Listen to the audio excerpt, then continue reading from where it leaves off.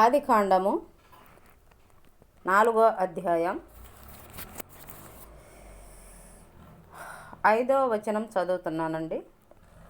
కయ్యూనును అతని అర్పణను ఆయన లక్ష్య పెట్టలేదు కాబట్టి కయ్యూనుకు మిక్కిలి కోపము వచ్చి అతడు తన ముఖము చిన్నబుచ్చుకొనగా, యెహోవా కయ్యూనుతో నీకు కోపమేలా? ముఖము చిన్నబుచ్చుకొని ఉన్నావేమి? నీవు సత్క్రియ చేసిన ఎడల తల ఎత్తుకొనవా? అంటే మంచి క్రియ చేసిన ఎడల నువ్వు తల ఎత్తుకొని నిలబడవా? నిజమే కదండి. అబద్ధానికి సత్యానికి అదే తేడా.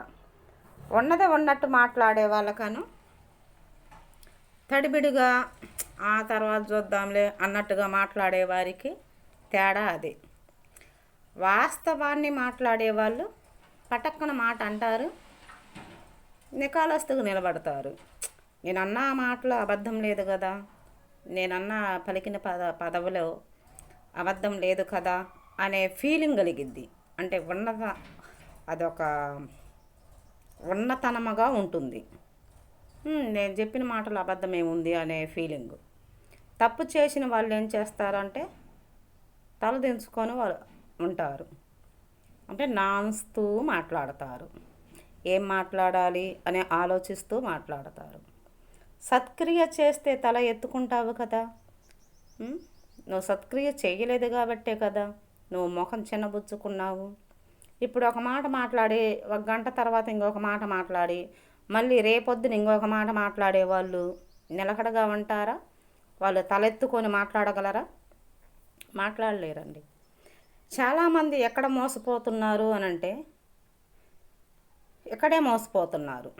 మృదువుగా మాట్లాడితే తగ్గింపు జీవితం అండి అంటారు.